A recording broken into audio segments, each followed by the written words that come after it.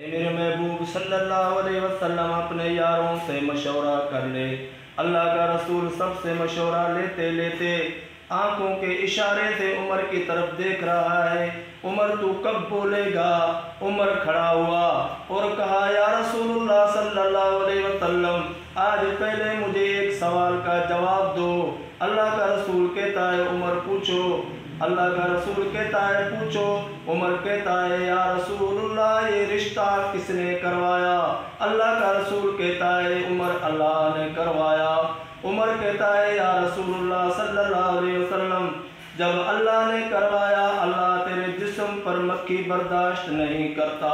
आशा अगर ऐसी होती तो अल्लाह 9 साल बिस्तरे पर कैसे बर्दाश्त करता?